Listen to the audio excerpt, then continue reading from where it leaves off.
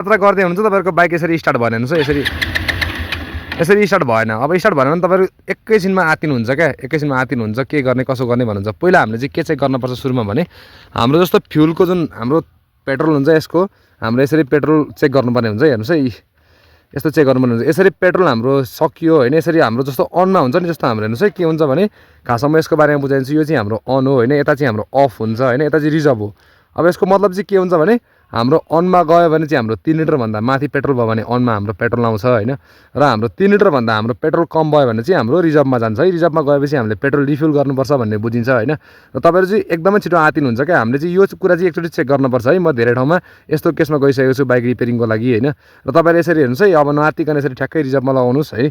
यसरी रिजर्भमा लगाएपछि ठ्याक्क म पाइपबाट लगाउँछु। अब हामीले चाहिँ यसरी रिजर्भमा लगाउने है, यसरी रिजर्भमा लगाउने। अब कतिपय केसमा हाम्रो के हुन्छ भने हाम्रो यो फ्युल देखाउने जुन यो लेभल हुन्छ नि, यो चाहिँ हाम्रो बिग्रेको हुन्छ। यो बिग्रियो भने हामीलाई थाहा हुन्न है पेट्रोल हाम्रोमा कति छ भने पनि थाहा हुन्न होइन।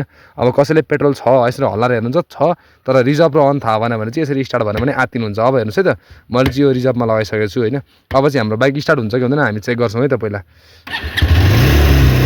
हाम्रो बाइक चाहिँ स्टार्ट भइसकेको छ होइन। तपाईँहरू पनि अप्ठ्यारो यसरी यात्राको क्रममा चाहिँ यसरी अब बाइकहरू स्टार्ट भएन होइन, र रिजर्भ र अनको बारेमा तपाईँलाई थाहा भएन भने चाहिँ तपाईँले यसरी पेट्रोलको पाइप निकालेर होइन, तपाईँले रिजर्भ अन चाहिँ राम्रोसँग बुझेर स्टार्ट गरेर राम्रोसँग जान सक्नुहुन्छ। आत्तिनु चाहिँ हुँदैन है। यो कुरा चाहिँ एकचोटि तपाईँले मजाले याद गर्नुपर्छ है त।